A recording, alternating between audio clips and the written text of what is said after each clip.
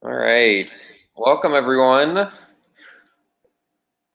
We've got a few more minutes until we're formally going to get started, but just a couple things that I'll go over once we get started more is this is a webinar, so there's a few things that you should know about that. So you are all muted right now, and so if you have a question or anything, I encourage you to use the chat that you have, and that'll come to me in questions. Or you can just raise your hand and then I can unmute you. But we'll wait a few minutes until we get started.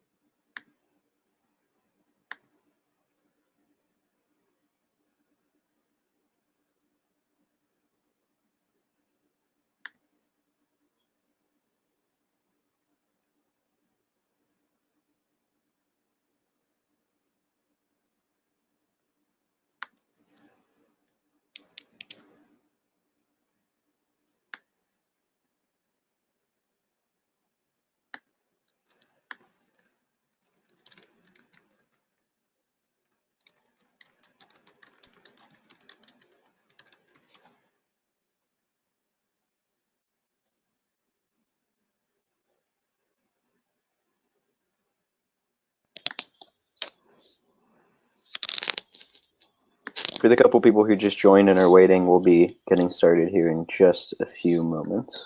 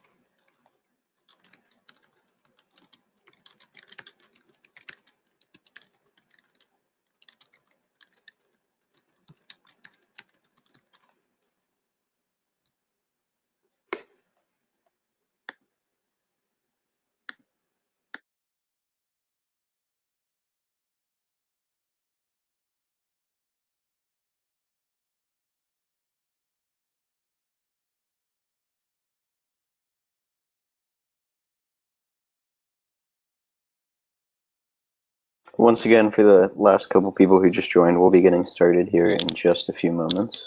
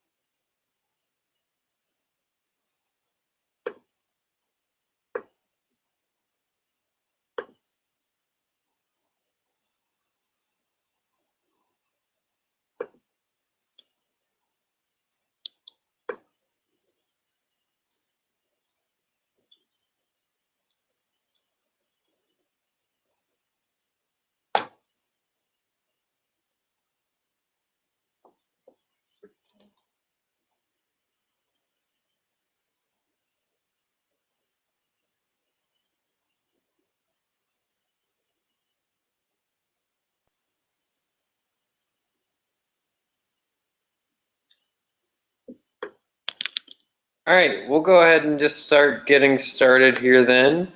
I think that everyone should be on, that plans to be on. So first, welcome to the online workshop for JSA Winter Congress. We're really excited to have a good group of you all on here. Hopefully this presentation will be informative and a little bit fun. As a caveat, I know that webinars can be a little bit boring in some senses, so we've tried really hard to make sure that this is entertainment at the least, and very informative too. So sit back and enjoy, and if you have any questions, always feel free to chat those in the questions panel or raise your hand and I'll be monitoring that. So great. So we first just want to introduce ourselves, since you can't actually see us in person, so that you can kind of put some kind of avatar with the voice. So my name is Stuart Luther. I am the program director for the Midwest and the Ohio River Valley JSA states, and I work with those regions in helping the student leaders kind of facilitate conventions year-long, working with teacher advisors. And I think that this coming up season will be my 4th Winter Congress, and I think that overall my 19th JSA convention. That's exciting, Stuart. This will also be my 4th Winter Congress convention. My name is Weston Lindner, and I'm the student governor of the Ohio River Valley JSA state. Many of you probably know from your governors, but my job as governor mostly deals with making sure that the mission of JSA is carried out both in our chapters and at our overnight conventions and mini-cons, as well as just making sure that the content that we're providing people is educational and engaging. In terms of Winter Congress, I've kind of been around the gamut. Last year, I had the opportunity to be the whip for the Libertarian Party at Mid-Ohio Winter Congress. I was also the ORV Bill Director. In my first year, freshman year, 2015 Winter Congress, I did pass a bill in my committee. My co-sponsor failed it, so it didn't make it through to day 2. And in 2016, I won a Best Speaker at Winter Congress. So I've kind of done a lot of different things. Hopefully I'll have a repertoire of knowledge that I can help out any questions that you may have. Yeah. Awesome. So we'll go ahead and get started. Like I said, we're going to try to engage you as much as possible on this webinar. So you can do that. We're going to ask you to do that through the question or the chat panel that you've got right there on the GoToWebinar. So we're just going to ask you, who are you? What are your names? Where are you from? What are some things that you're looking to get out of this presentation and this workshop? So go ahead and take a second and chat in there. Weston, if you want to hit next on the slide, it'll come up with kind of the prompt. Oh, after who are you? Mm-hmm. Oh, there we go. There you go.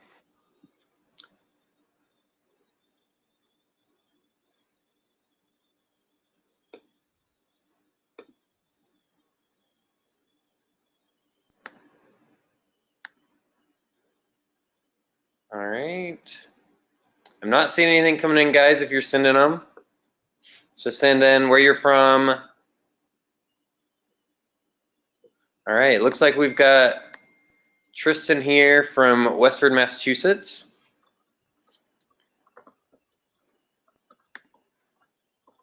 We've got Evan from Westport, Connecticut. He's a sophomore.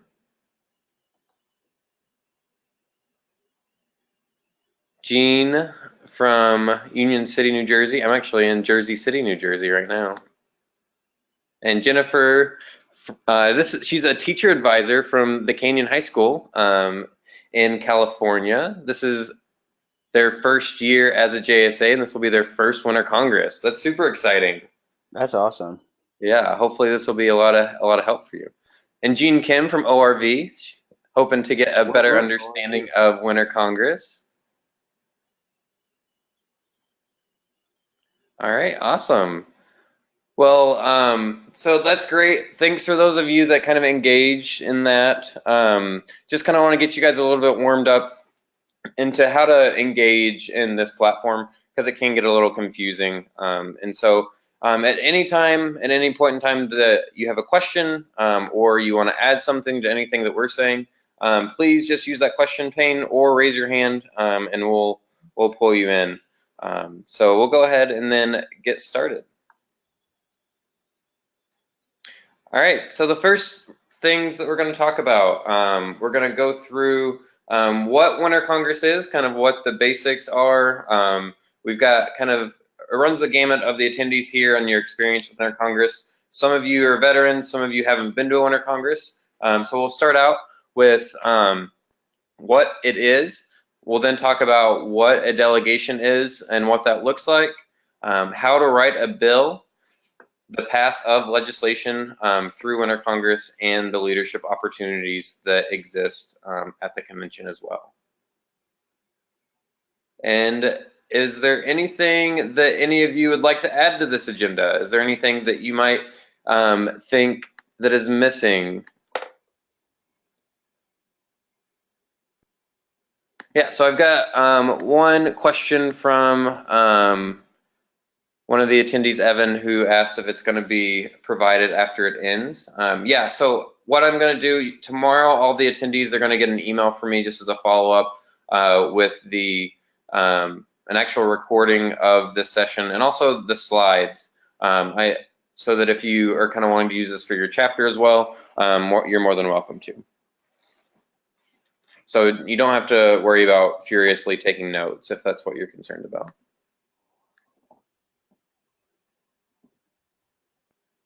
All right. And it looks like we covered everything in our agenda, Weston. Yep. All right. So first we're going to start off with what is Winter Congress? And I'll kind of let you take this one, Weston. Yeah, so Winter Congress, what is Winter Congress? That's a big question. But what we wanted to start with is a little bit of what hopefully all of you as JSA students know, and that is what does Congress do in the American government?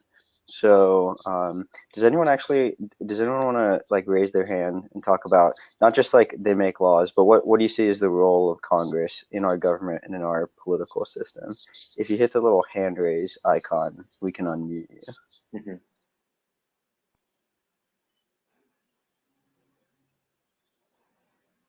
And if you feel uncomfortable talking, you can also still chat too. All right, looks like we've got Luis, who I'm gonna unmute right now. Hey Luis, what do you got? So I got a little bit late right now, but what were the first 3 slides about? It was basically just introductions. You didn't miss much. Oh, okay, thanks. Yeah, no problem. Did you want to add anything to what Congress does in American government? Yeah, I have a little bit doubt. For example, my law passes, like I'm Honduran, so my law passes and it's accepted by you guys, and afterwards, like I get to win. What happens afterwards? Well, that's what we'll talk about here in a minute in terms of how it works at the convention, in terms of getting your bill accepted and debated and all of those sorts of things. But I mean, at its most basic level, you know, the Congress of the United States of America exists to make laws and policies and come to compromises between the representatives of the people who, you know, may come in with varying viewpoints, varying constituencies. So that's sort of what we do at Winter Congress for JSA. We set up a mock Congress where every delegate is either a senator or a representative, and we all convene. Many states hold it in Washington, D.C., some of the West Coast states that's not the case for, but we convene at one central location to hold, you know, hearings and discussions and have a respectful discourse about many of the issues that are affecting our country right now. The major difference between fall state and spring state and winter Congress is that at the conventions besides winter Congress, you're generally debating a resolution, a one sentence kind of overview of a policy. The nice thing about winter Congress is you really have the opportunity to debate bills, things that are a little more detailed, things that can be less vague. You can nail it down a little bit more. And probably the coolest thing about Winter Congress is that those bills aren't generated by your state's debate department. They're not generated by me or Stewart or anything like that. The bills come from you. All of the delegates at Winter Congress can submit bills to be debated at the convention.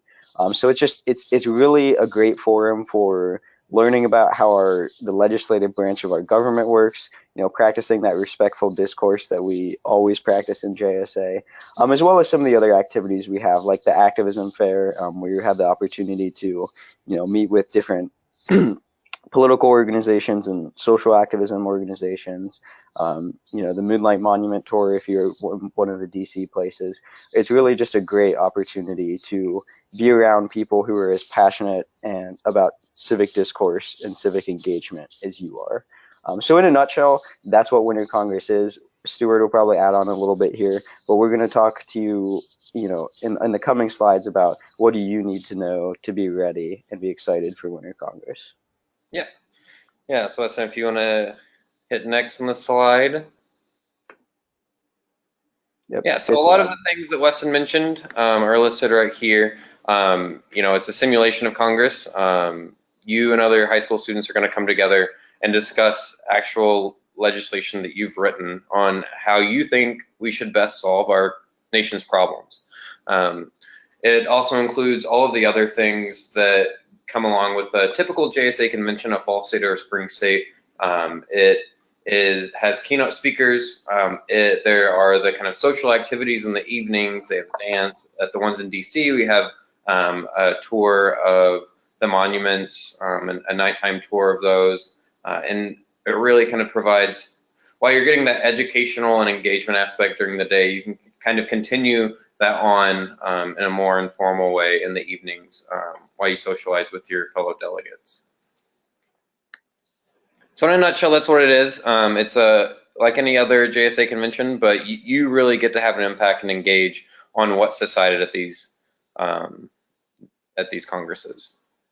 And at the end of each Congress, with the bills that are passed, we do actually pass those along to the real Congress. Whether they read them or not, obviously they're busy people, so we never can know for sure. But what's really cool was that way back decades ago, when the voting age was about to be lowered to 18, what you saw was that at JSA events, it was something that that pretty typically, was voted for. People supported lowering the voting age to 18, and that was passed along. And so we were one of the groups kind of lobbying for that change. So that's just kind of a cool example of how what you do at Winter Congress can go beyond just the 3 days in February that you're at Winter Congress. Yeah. All right, so a delegation, we keep saying that word, and it's not necessarily delegating your work to other people. That's not what we mean when we say delegation. So what is that? In the simplest of terms, it's your chapter. That's your delegation. So your chapter's delegation are the members of your chapter that are attending Winter Congress. Pretty easy, but it's not quite that simple. There's a few things you have to consider when you put together your delegation.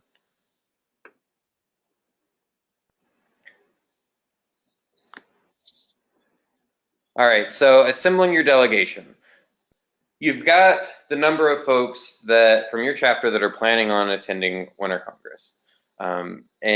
But you have to figure out how you're going to split them up into senators and representatives. Just like the Congress that operates our government, not everyone has the exact same title. It's split up into two different houses. There's the Senate chamber and then the House of Representatives. Each of those have their own committees, they have their own votes, and that's just like what we do at Winter Congress. So after you have everyone that's planning on attending Winter Congress with your delegation or your chapter, you have to designate everyone as a senator or a representative. So the typical way that this is done for Winter Congress is there's one senator for every two representatives. There is a caveat. There are some conventions where it's much simpler than that, where it's just split up half and half. There's one senator and 1 representative. You split them in half, but typically it is 1 senator for every 2 representatives, so you round that down. So if you have 4 people that are coming, instead of having 2 senators and 2 reps, you round that down, so you'll have 3 reps and 1 senator.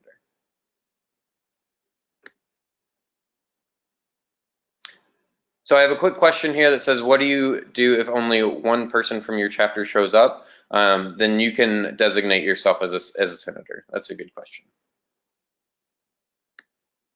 All right, so now we're going to put you guys to the test. So get out your pen and pencil, your calculator. Hopefully you don't necessarily need a calculator unless you've got a really large chapter. So we've got the old Taylor Swift Memorial High School. They had 19 students attending Winter Congress. So how many senators and how many representatives are going to be in their delegation? Now remember, it's 1 senator for every 2 representatives. So I'll give you guys a second to calculate that out, and if any of you want to write your answers right in the question panel. All right, so Gene said 6 senators and 13 reps. I don't know, let's see if that's right. Weston? Yep. Yay. He is exactly right. Good job. So it's a little confusing because it is an odd number of students, but that's where that round down comes in. So you don't have quite enough to have the 7 senators, so you have to continue with 13 reps and 6 senators. And just a quick connection, the reason that we do this, of course, is that in the real world, the Senate is quite a bit smaller than the House of Representatives. We don't do it so that it's 5 times as small at our convention. And the main reason for that is just debate quality and making sure that everyone has the opportunity to speak if they choose. If we had a House that was 5 times the size of the Senate, then people in the House wouldn't be able to, have as many opportunities to speak. So it's all about, as usual, JSA trying to make our civic education accessible and engaging while also mirroring the way the real world does it. All right, awesome. Before we kind of go on, did anyone have any questions about assigning senators and representatives? It can get a little confusing. All right. Got a question from Luis here, so I'm gonna unmute you in 1 second. All right, Luis, what question do you have? Sorry that I asked again, but I have a doubt. For example, in my group, can there be 4 senators and 3 reps? 4 senators and 3 representatives? No. So if you have So if you have 4, 5, 6, if you have 7 members, so what you want to do is divide that by 3. So you'll have 2 senators, and the rest will be representatives. So that's the way it would work, right? 2 senators and 5 reps. Yep. And just double check that is the case for your state. Some states do it a little bit differently. You can always reach out to your cabinet officials. Your governor will have their contact information here at the end of the slide, and it should also be included in your registration packet. So you can also check there to double check that that's the formula that they use, but that's the traditional formula. Okay. Yeah, and just to be clear for everyone, if you have some sort of special circumstance in which you need, let's say, 2 people to be together, like maybe I can't think of an example offhand, or maybe like if you have someone in your chapter who has special needs and their sibling is going, and your chapter wants them to be together, let's say, just you can feel free to reach out to your state leadership. And they'll make sure that they end up in the same committee and everything like that. We're very flexible, just as long as you communicate those kinds of things to us. So that wasn't a direct response to the question, but that just kind of made me think of that.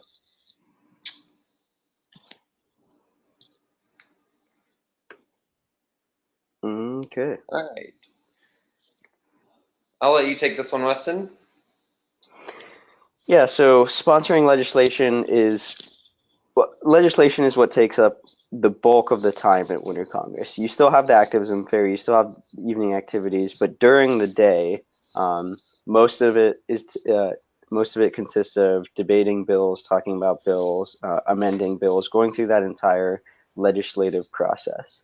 And like I said before, it's such a great opportunity because you have the opportunity to write a bill about really anything you want to. If there's an issue that you really wanted to talk about at Fall State because you thought that it was, current and something we should be talking about, but it just didn't make the cut, then write a bill about it.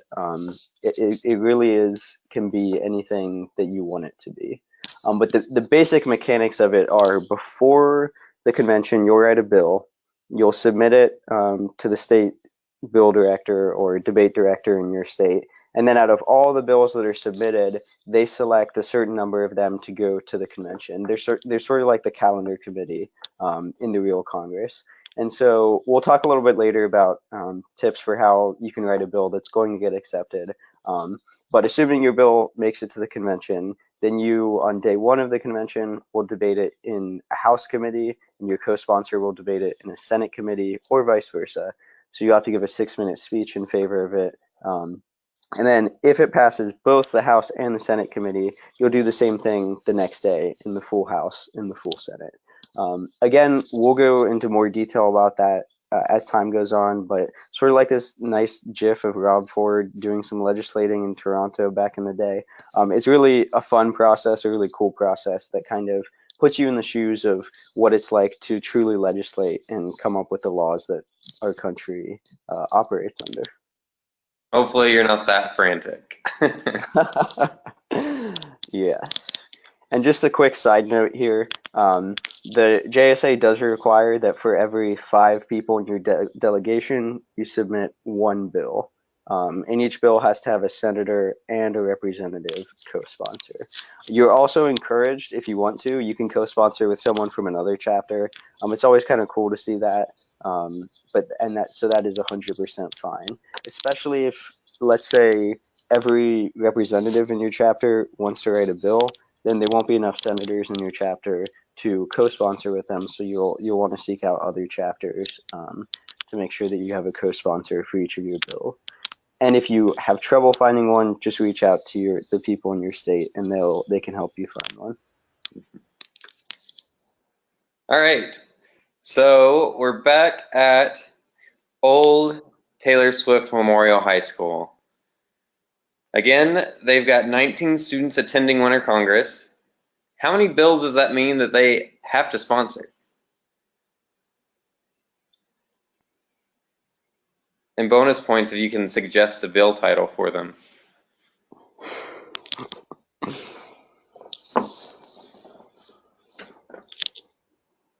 All right.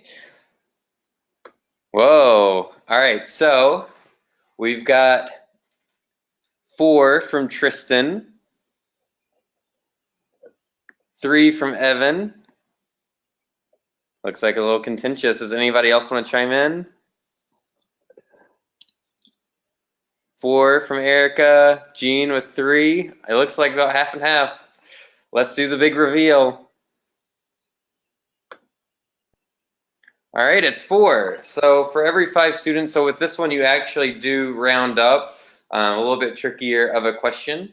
So for every 5 people in your delegation, if you don't have quite 5, so in this example, there's going to be, for those last 4, you're going to have to sponsor another bill as well.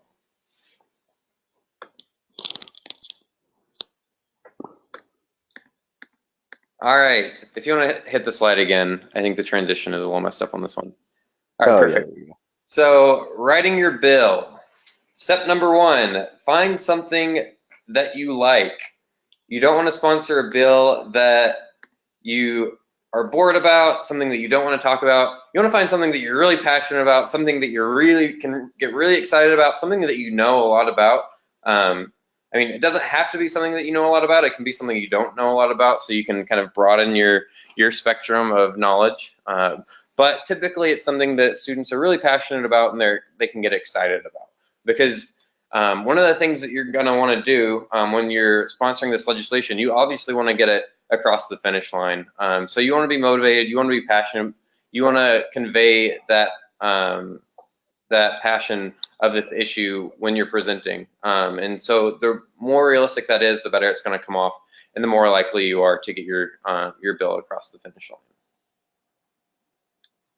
Weston? Yeah, just as a couple examples, when I was a freshman, I sponsored a bill that dealt with people who were convicted of drug possession.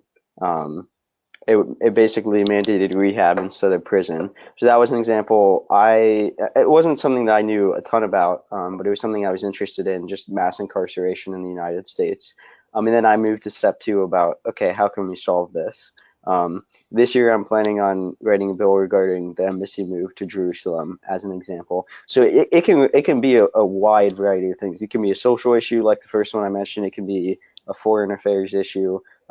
Anything that is within the power of the United States Congress to do, you can do that. And we'll also talk a little bit later, but constitutional amendments are also on the table.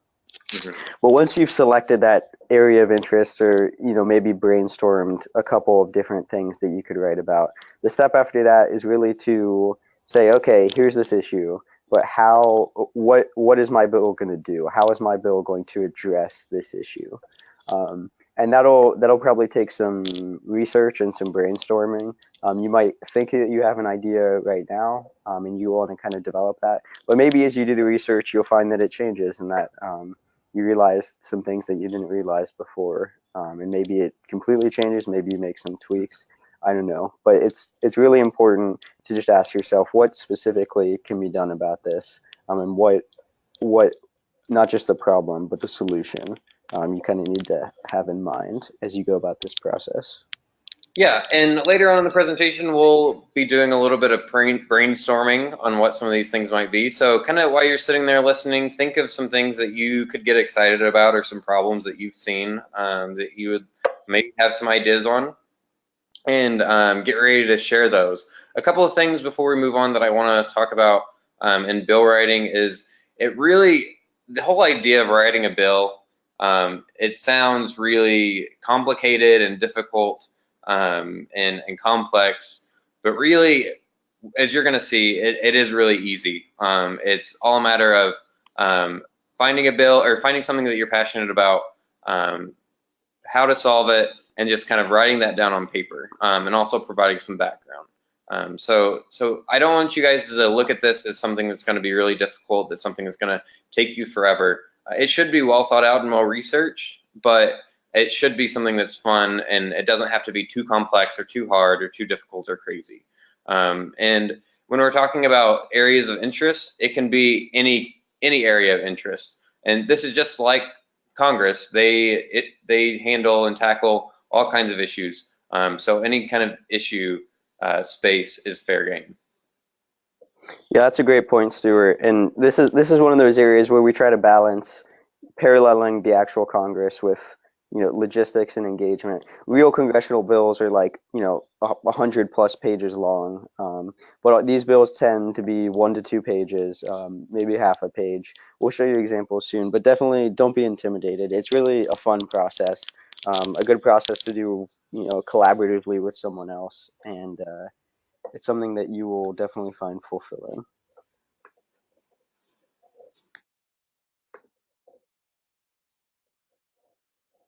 All right, so before you get to writing your bill, you're going to want to do a little bit of research, because you're going to want to know a little bit of background knowledge of what you're talking about, the problem you're trying to solve, what's been tried before, maybe even what are they doing in Congress currently that you could propose to the winter Congress. Weston, you want to add anything on there? Not a ton. I would just say keep track of your sources as you research. It'll just be helpful for you when you have to write a speech in favor of your bill to present on the floor of the House or the Senate. It'll just be helpful if you kind of have those sources available already. And if you can work them into your speech by name, it does a lot for your credibility. And when you're kind of researching, we've got a couple of resources on here. So the Library of Congress is obviously a pretty credible source. I like to use, when I'm trying to think of new ideas for debates or things such as bills, Logging onto a website called procon.org is a really great resource. They have a lot of different issue areas there with a lot of different background on all of those areas. And also your local and national news sources. Looking at kind of what are the hot button issues that are being talked about right now. What are they doing to fix them? What's wrong with what they're trying to do, and maybe what's right about it. Yeah, you can feel free to be inspired by a bill that has been proposed in the real Congress in the past or is currently being proposed. I know last year someone wrote a one about the War Powers Resolution that was based on something that Senator McCain and Senator McCain and Kane, ironically enough, had co-sponsored a few years ago. So there's a lot of different places you can go. I definitely agree Procon is a great resource, procon.org. Mm-hmm. And I've got a question here from Annie, who's asking, what happens if you have a group with more members than 5 for your bill? So really, for the ratio for the 5 people per bill, that's just to make sure that there's enough bills that are coming from your chapter. It should only be sponsored by 1 senator and 1 representative. So there should only be 2 sponsors per bill. But you should have 1 bill for every 5 people that are attending from your chapter. That doesn't mean that you can only have 1 bill for every 5 students that are attending. You can submit as many as you want, but the lowest number that you should submit is 1 per 5. So I'm not sure if that answers your question completely, but feel free to rephrase or raise your hand and I can unmute you. Yeah, and we encourage you to submit more than the minimum. It's great to, as a chapter activity, do a little bill writing workshop where everyone walks out of the room with a solid draft of a bill.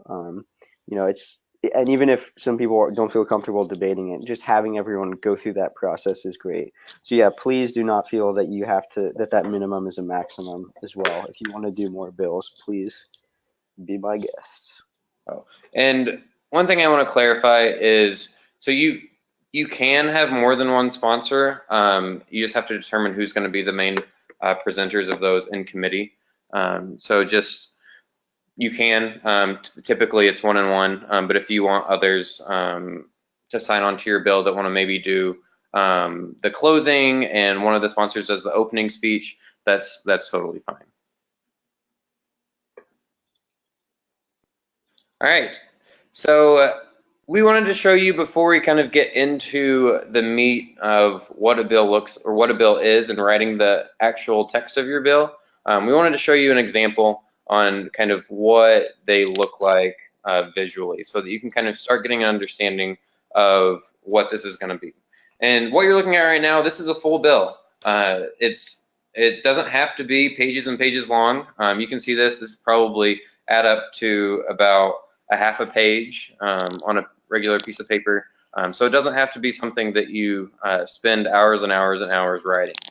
This is a really well laid out, well thought out bill, and it's just half a page long. So you've got the title, the background, and the body. So we're going to go over this a little bit more, but just kind of remember this contextually of where everything's at.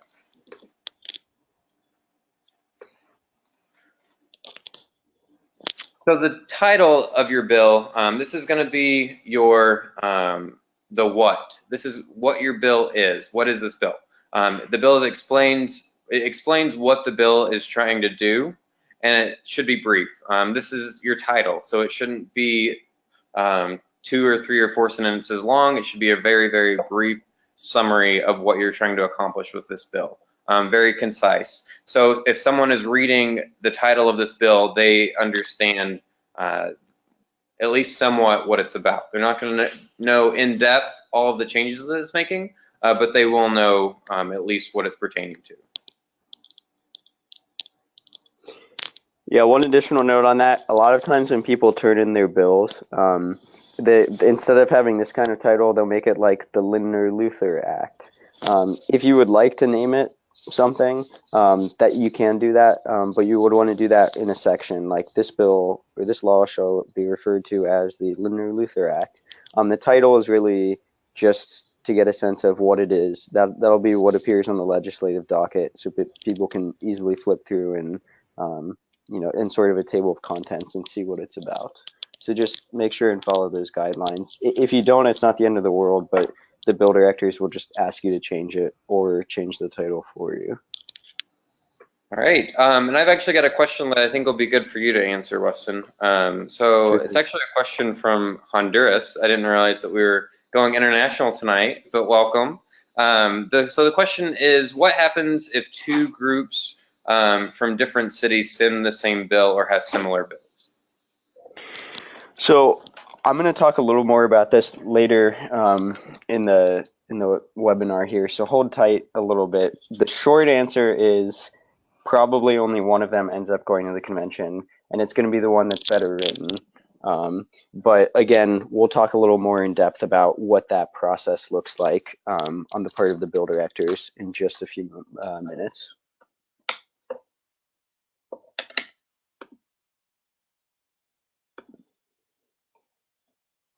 I'll let you take this one, Weston. Yeah, so the background is essentially a paragraph that comes before the sections of a bill that just explains why this bill is necessary.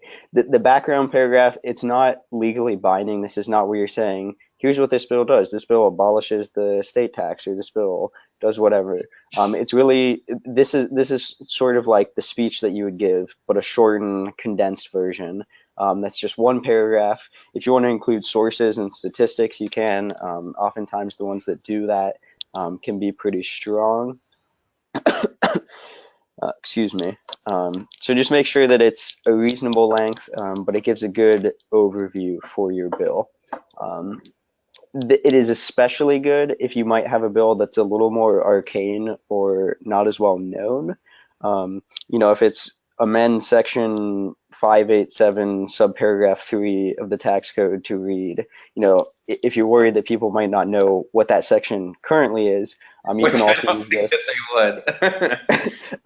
I'm pretty sure that section doesn't actually exist. I just made it up, but you can kind of use it as an opportunity to explain as well as convince, because your most persuasive convincing will occur with your speech and with your conversations with fellow delegates.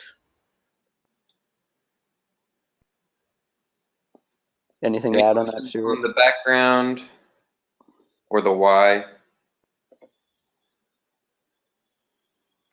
Wait, say that again, Stuart? Oh, no, we're good. Okay.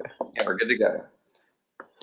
So the next is a how. This is kind of the bulk of your bill. This is where you're going to write out what changes you're actually trying to make to solve this problem that you've explained in the background from the previous section that we were just talking about.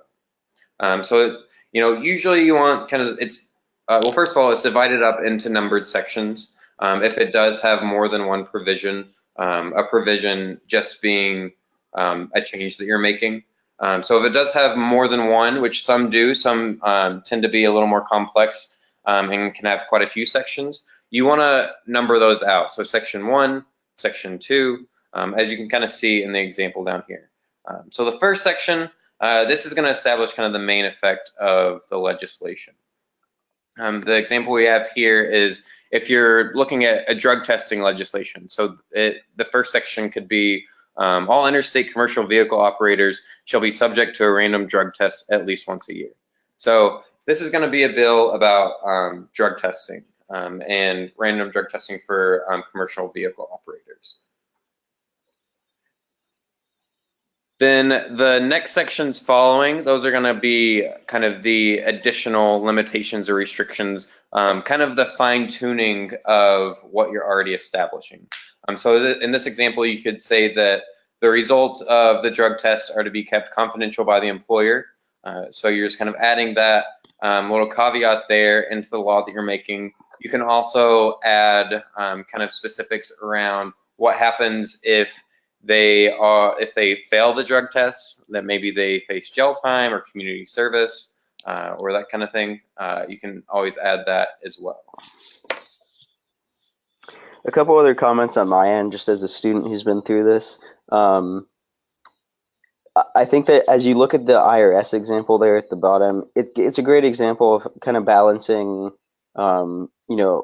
our simulation versus the actual. If this was an actual bill, it would probably be at least a page long. It would talk about like the specific words that are being stricken from the Internal Revenue Code. That's not necessary here. So it's just about kind of striking that balance between specificity without being too nitty gritty. And then the other thing that I would mention is you want to be very, very careful and deliberate about the sections that you write. And sometimes less is more. Having debated at 3 different winter congresses, I can tell you it only takes one flawed part of a bill to sink the bill. There's been many times where I've gone up and spoke against a bill that it's completely fine except for one part of one section does something that the person maybe didn't think about, or things of that nature. You will have some opportunity to amend it at the convention, but amendments don't always pass. So just keep in mind that you want to make sure that every part of it is very fine-tuned and deliberate, because it's much more difficult to argue in favor of a bill with 11 sections than it is against, because if you're arguing against it, all you need to do is find one thing that people won't like. So just kind of keep that in mind.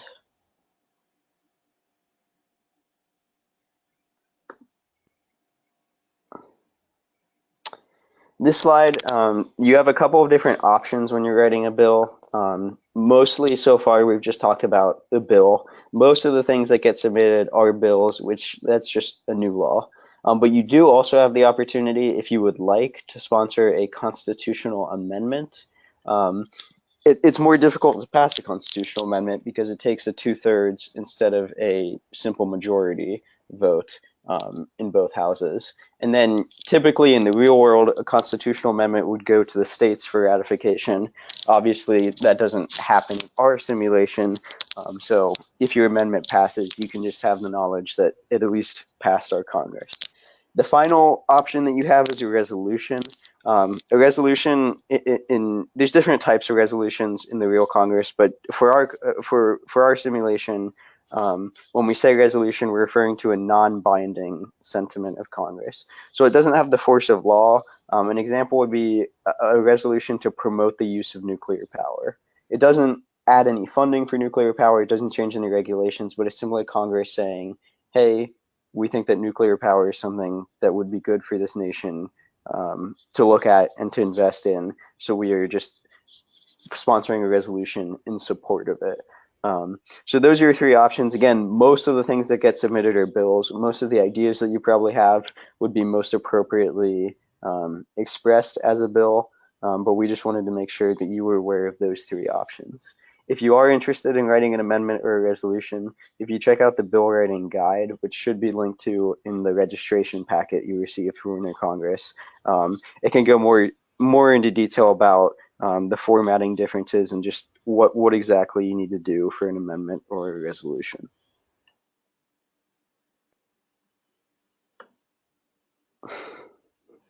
All right, so we just talked at you a lot about writing bills, which can kind of get a little long-winded, maybe a little boring, especially if you're not interested in any of the topics that we were kind of discussing.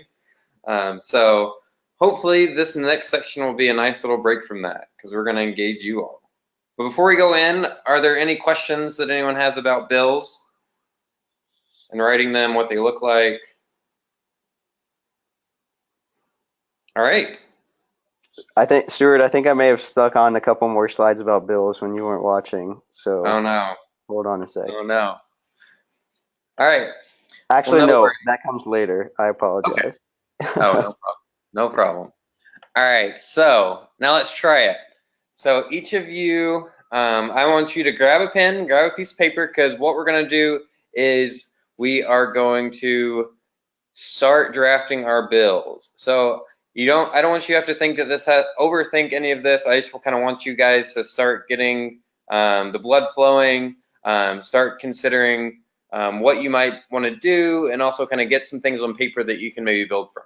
So we're going to give you guys a little bit of time to think about this, and I would love for any of you to share them with us and with the group to kind of help provide some examples. And if you have any questions, please ask those as well, because I want to make sure that everyone leaves here feeling confident about writing a bill. And if you have a question, it's very likely that someone else on the webinar might have the same question too. So first, what's a topic you're interested in? What is something that you like? Is it healthcare? Is it the criminal justice system? Is it the tax code, which I'm starting to think that Weston really enjoys because he's mentioned it about 5 times? What is it? What's something that you might be excited about? And feel free, write it in the chat question panel.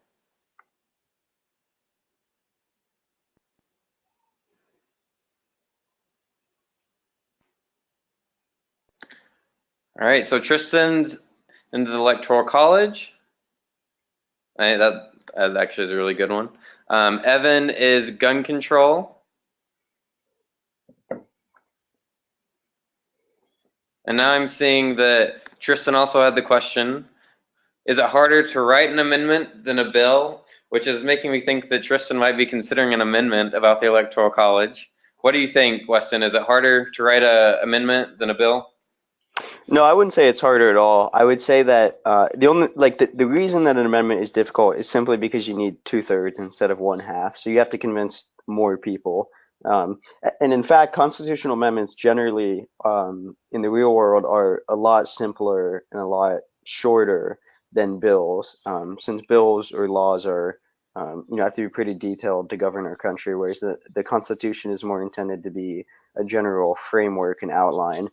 So I think that when it comes to writing it, there's like instead of saying be it enacted, you have to put be amended. There's just a couple minor formatting changes, but in terms of the content of the bill, it's not demonstrably more difficult. All right, so now that you guys have kind of thought about some things that you're interested in, how about someone, and maybe someone different who hasn't chimed in yet, what is a problem that you're wanting to fix?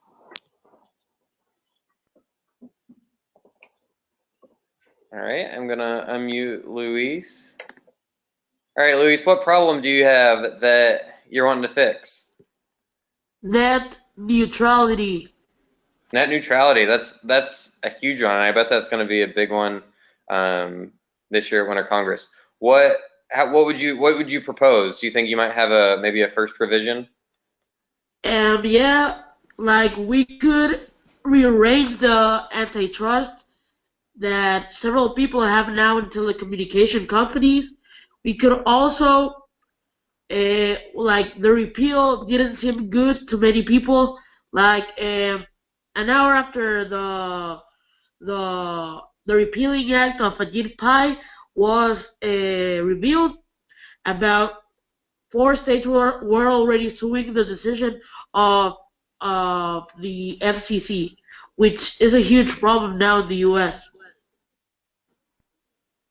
Yeah, I really like the. Thanks, Luis. You got a little bit of background in there too, which is fantastic. So thanks for chiming in. And I really like the fact how you said, well, we could do, like, here's one option, but then also there's this other thing. I learned from my computer science teacher that oftentimes sometimes the first thing you think of is the best solution. Sometimes it's not. So I like that you thought of a couple different things and are kind of in that brainstorming for a solution. Mm-hmm. All right. Does anyone else have any issues that they might have a problem that they are looking to find some solutions to? We'd love to hear them. Come on, you JSAers. I know that you've got them. All right, Weston, what would be, if you were writing a bill this year, what do you think that it would be? Oh, I already know, Stuart. I'm writing a bill. I'm writing a bill about the embassy move to Jerusalem. That's a good one. That's a good one.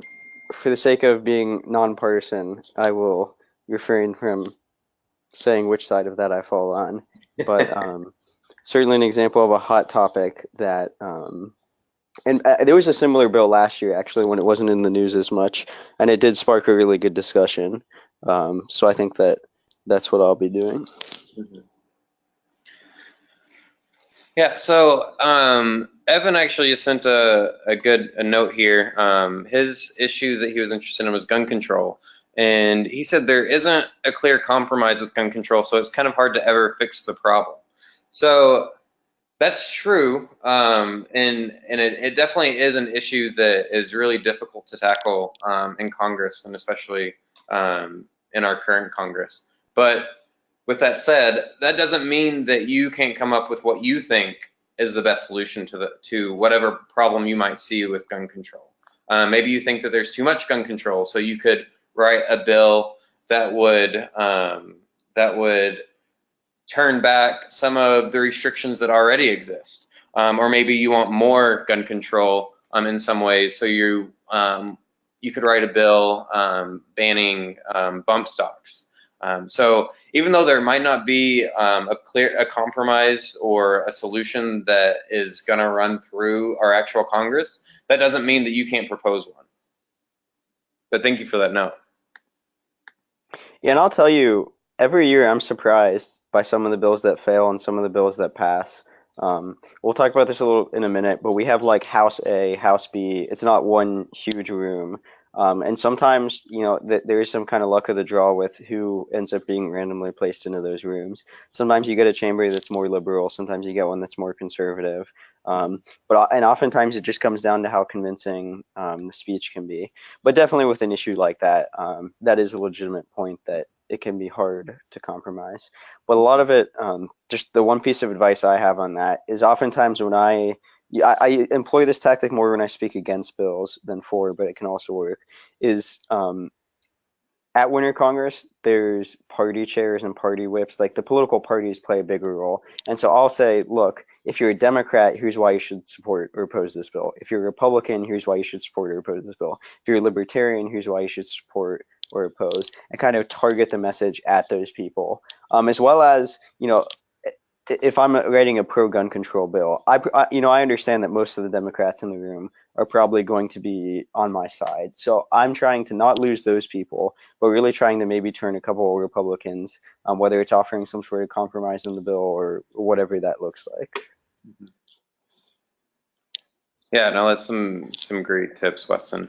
A couple more topics that we have. So we have, let's see, Norma from Honduras on the topic of sexual assault and rape. And her solution is encourage school districts to provide self-defense classes to girls and boys to defend themselves when they encounter this type of situation. That's definitely a good problem and solution that you've got there.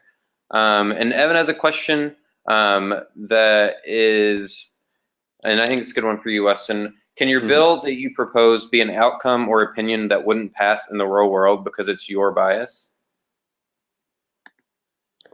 Evan, can you give an example of what you're talking about, perhaps? I mean, while you're typing, I will say that there's definitely bills that pass our Congress each year that would never pass in the real Congress. I think oftentimes legalizing marijuana is one that people tend to always submit. I don't think it passed last year, but oftentimes it passes. Trying to think of other examples. Yeah, and I think that's what he was getting at, because he said that you answered his question. So okay, you're reading between the lines. All right, and then we have a question from Tristan about party whip, and we're going to get to that a little bit later on. But thanks for bringing that up. Yeah, Stuart, since it's almost 7, do you think we should move on? Yep. Yeah, we want to make sure we're respectful of all you guys' time. If you want to stay a little bit after 7, and we'll be on to answer your questions, but we'll get this wrapped up in the next 10 or so minutes, most likely. So I'm gonna actually flip the order of these slides real quick. I just want to talk a little bit about what was alluded to before with that question. How do the bill directors decide which bills make it to the convention? What exactly does that look like? So as you can see on your screen, I compiled this graphic, this absolutely wonderful graphic, very well colored, about based on the past 2 years of my Winter Congress, what that has looked like. Our Winter Congress has 800 or 900 people for Mids Ohio, and basically what it looks like is we had 224 bills submitted to bill directors from people all across the states that our state comprises or is composed of. Of those, we have to select 70 because the way the convention works is you have House A and Senate A both debate 10 bills. House B, Senate B debate 10 different bills. House C, Senate C debate 10 different bills. We do that so that you're not in a room with 400 people where you basically don't have the opportunity to talk, and then we can get more people presenting their bills. So you have 7 different dockets of 10 bills. That's 70. So that's where a pretty big cut goes from that 224 to that 70. And if you're in a state that's not the ORV, Midwest, or Southeast, those numbers probably look a little bit different. But at the end of the day, still the bill directors have to pare that down. Of those 70 bills, last year 21 passed both the Senate and the House subcommittee to go on to day 2 in the full Congress. And then on day 2, 11. I couldn't find the exact number, so I guesstimated a little bit, but around 11 passed both houses on day 2. So we went from 224 bills originally submitted to 11, making it through the entire process to the end. So how can you make it so that your bill is one of those 70? It's one of those 21. It's one of those 11. Well, a couple tips. Like I said before, I was the bill director last year for the Ohio River Valley.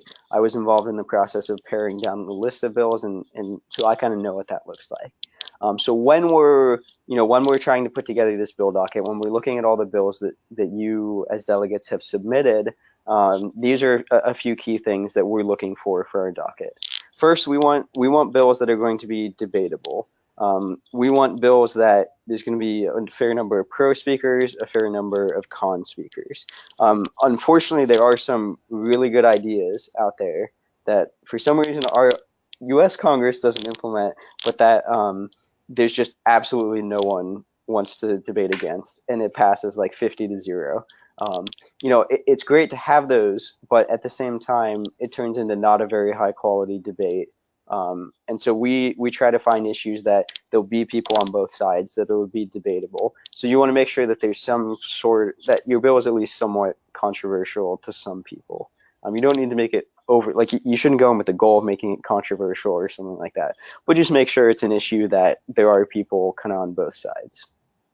The second thing is we look for variety. We look for a variety of current topics. I think you guys did a great job before coming up with, net neutrality, sexual assault, all these kinds of things that are in the news all the time. We like our convention to be a snapshot of what's going on in the world.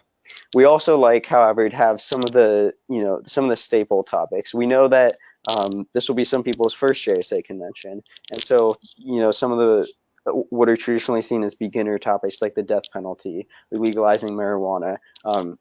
We try to have some of those staples as well.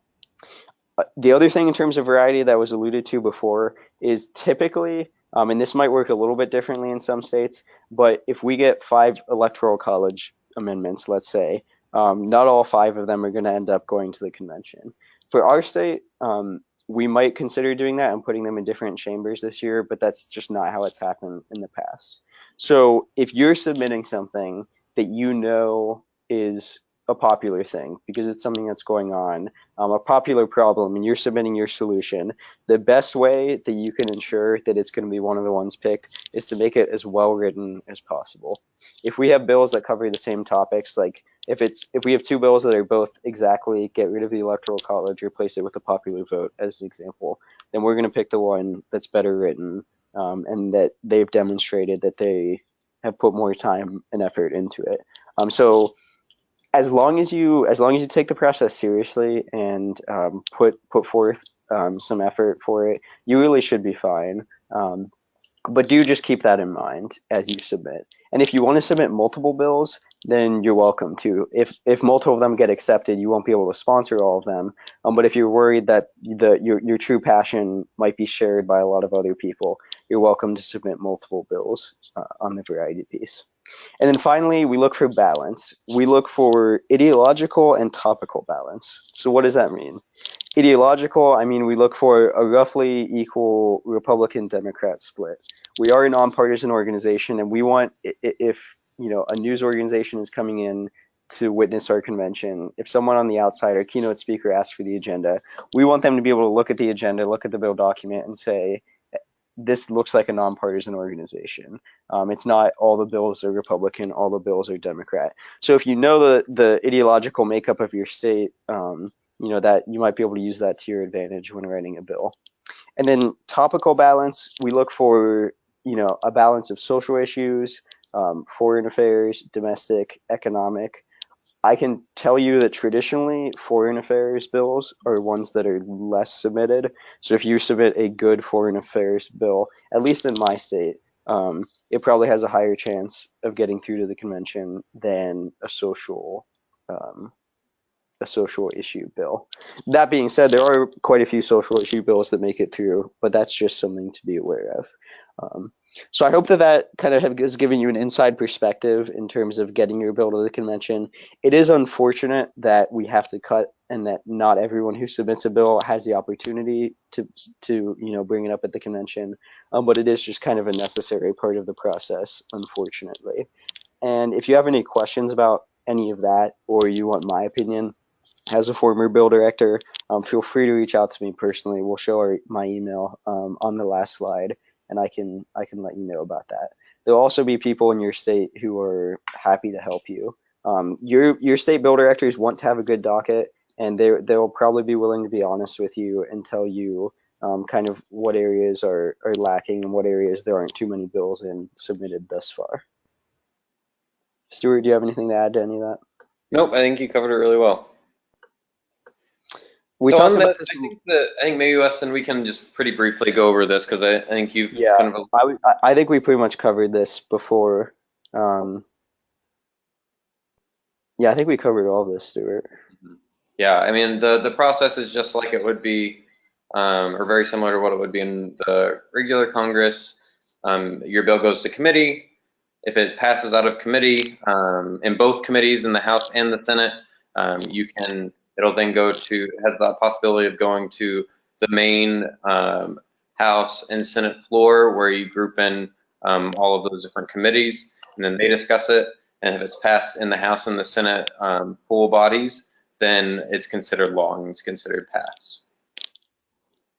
The only thing I would add here is keep in mind, because of how it's set up, if you co-sponsor a bill with them, then you will for sure not be in the same room as them at the convention, because you'll be in the House and they'll be in the Senate, or vice versa. So if you're like best friends with someone and you want to have a chance of being together during the convention, that's sponsoring a bill with them ensures that you won't be. So just keep that in mind. At the same time, though, it's really cool because since the houses go in different orders. When I was a freshman, I was texting my sponsor in the other room, like, "Hey, did it pass? Like, what's happening over there?" So it's just kind of that cool, sort of like the real Congress. We have one more thing to talk about, fairly briefly, and this was something that someone had brought up before. There are a couple leadership opportunities, ways you can get involved at Winter Congress besides just writing a bill or debating with a subsequent speech on a bill. The first one is chair and clerk. So basically in each chamber, there's a chair who's sort of like the moderator, if you've been to other JSA conventions, and then the clerk who assists the chair. If the chair steps out of the room, then they can take their spot. But they also keep track of amendments. They inform like HQ when amendments are made, if it passed, if it failed. There will be, I know in my state, the application for this has already come out. You'll have to check with your state to know for sure. But this is a great opportunity, especially if you're not as interested in debating on the bills, because if you are a chair or a clerk for a day, you won't be able to debate any of the bills that day, just in the interest of having an impartial moderator. But if you're someone who really likes moderating and would be willing to do that for a day, definitely something you can consider. You're free to chair just day one and not day two, so that you can still debate on day two if you so choose. Anything to add there, Stuart? Nope. The other leadership opportunity is the party system. So Stuart, I know how it works in Mids Ohio. I'm not 100% sure if that's how it is at other ones. So do you want to take this one? I think it's pretty similar. So I think that you can chime in on this pretty liberally too. But traditionally, at a lot of the conferences, there are kind of the four largest parties kind of represented today. They each will caucus together, or they'll caucus together at the beginning of the convention. So, and I had a question from Jennifer earlier that I was kind of holding till this one regarding political parties and whether you have to designate when you register. You don't have to designate what political party you are at all when registering. The only time that that will really matter is when you do have the party caucuses, where you'll go and the party chairs, which we'll start to talk about, will explain their party platform, kind of go through some of the different bills on the dockets that are going to be discussed over the weekend, and their take on those and the official quote unquote party platform of those.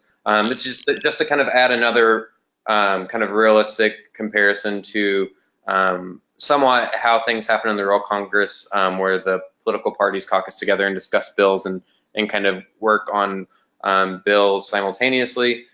Sometimes they'll designate different bills that are kind of their priority bills that they're really going to be pushing. And in addition to that, I think that Weston, if you want to talk about what the party chairs and especially the whips do throughout the weekend. Yeah, so like Stuart said, after opening session Friday evening, or it might not be Friday in all the states, I think it is. But there's this party caucus, and as a bill sponsor, what I would recommend doing is take your bill to each party caucus, try to convince them if you can to support your bill, or if it's a party that you think is going to be hostile to your bill, get them to at least not send a whip, not try to defeat your bill, if that makes sense. Try to make them take a neutral stance on it. So that happens Friday night. During the actual convention, we talked before about how you have House Committee A, House Committee B, House Committee C, Senate Committee A, Senate Committee B, etc. going on. You have all these different committees going on, and most people, you're just in one committee. Well, the job of the whips and the chairs is to move between the different rooms, debating in favor of bills, trying to basically whip the vote, quote unquote, and try to get their priority bills that they want to see passed, and the priority bills that they want to see failed. Whips are generally selected. There's two criteria. It's traditionally been if you are someone who's going to be really effective at debating and pushing your party's stances and debates, regardless of whether you personally believe in the stance. That's what we traditionally look at. I know that last year in my state, something that was also considered was if you have real life connections to the Democrat or Republican Party and you work with them, that could be something that could give you sort of a leg up in the process. But that's not in every state. It might not even be in my state. And if you don't have that kind of experience, then don't be disheartened or don't think that you can't apply to be a whip. But overall, being a whip or a chair, it's an intense job. Before the convention, you have to come up with your platform. You have to come up with a speech to give it opening. You have to be ready to debate different things. At our Congress, there's 14 different rooms going at 14 slightly different paces. Half of them are going in one order, half of them are going in the other. The actives and fair intervenes, and then it takes a lot of organization and discipline to be able to be a whip or a chair. But if it's something you think you can handle and you would like to do, it is a very rewarding experience. All right. With that, that concludes the bulk, or pretty much all of our workshop on Winter Congress. Hopefully you found it really helpful. Hopefully it cleared up some questions that you might have had coming into this, or if anything, you feel a little more confident in the things that you already knew about Winter Congress. If you have any questions, now would be the time to ask. Would love to hear from you guys. Also, we're going to put on, so right here, this is the list of the JSA governors. And you can contact all of them via email. They all have the same email formula, which is the initial of their first name and their last name at jsa.org. It says that right there in the lower right corner. So for example, Derek Lowe would be dlowe@jsa.org. Feel free to reach out to them with any specific questions you might have about your state. And also, if you want to reach out to me or Weston's about questions about anything that we've talked about, or maybe something you think that we didn't talk about, we're open to those questions as well. So I do have one quick question from Evan. So other than just activities surrounding Congress, what are other things that we do during the weekend? Those are, we'll have our keynote speakers, we'll have our opening sessions. There's the Activism Fair, where they'll have representatives from organizations in the community where the convention is held there that you can talk to about the work that they're doing and how you can get involved with their organizations. We'll have keynote speakers come and talk to you, and of course, kind of the social activities, the evening activities. There's a dance, other different kind of fun activities that you can participate in to get to know your fellow delegates a little bit better. And if you're one of the conventions that's in DC, one of the opportunities is a Moonlight Monument tour for an evening activity where you get on a bus, you kind of go around and see the monuments. Many chapters will come early on Friday to the DC one, and they will, like outside of the convention, just with their teacher advisor, do a little touring of DC since the convention doesn't start till Friday evening. I'm not too sure about some of the other states, but I will say that's the thing about Winter Congress. There aren't as many perhaps thought talks and things of that nature as there are at some other conventions. It's a little bit less diversified because it is a simulation of Congress. And I think that I know in Mid-Ohio, that's one thing we're working on a little bit, is diversifying it to the extent that we can. But the bulk of it is the Congress simulation, with those things like the keynote speakers, the activism fair, evening activities kind of sprinkled into it. Mm-hmm. And sometimes you will run into a situation where you have a thought talk or kind of a discussion. If someone makes a motion to have a caucus during a discussion over a bill, then that's something that can happen. Have a moderated caucus. So yeah. And one really awesome part of Winter Congress that I think we've forgotten to mention until now is, for a lot of states, this is where the students who are planning to run for state office, this is where they're going to make those announcements as well. So those speeches announcing their candidacy. Yeah, that's a great point. I thought of that before and then didn't say anything about it. It's really the kickoff to the campaign season for JSA elections, which is super exciting. Well, it's not exciting for me and my fellow governors because it's the people who want to replace us, but it should be exciting for all of you guys. Weston, if you want to pop up to the slide where it has your and my contact information.